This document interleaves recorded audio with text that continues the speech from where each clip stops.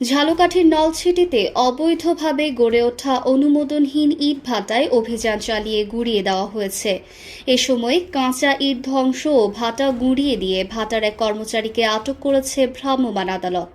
শনিবার সকালে উপজেলা কুলকাঠি ইউনিয়নের বারুইকরণ গ্রামে মেসার্স কেটিসি ব্রিক্স ইটভাটায় পরিচালিত অভিযানের নেতৃত্ব দেন উপজেলা নির্বাহী অফিসার ও নির্বাহী ম্যাজিস্ট্রেট মোহাম্মদ নজরুল ইসলাম।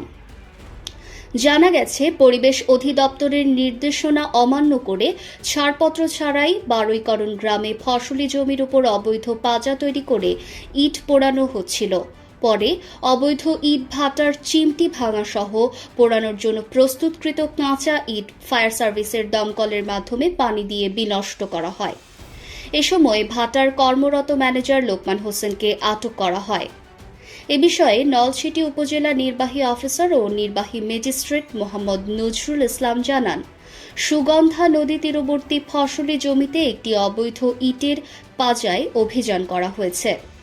কৃষি জমি বিনষ্ট করে অবৈধভাবে ইট পোড়ানোর দায়ে ভাটা মালিককে ভ্রাম্যমাণ আদালতের মাধ্যমে জরিমানা এবং অনাদায়ে ৩ মাস কারাদণ্ড প্রদান করা হয়েছে। এ অভিযান অব্যাহত থাকবে বলেও তিনি জানান।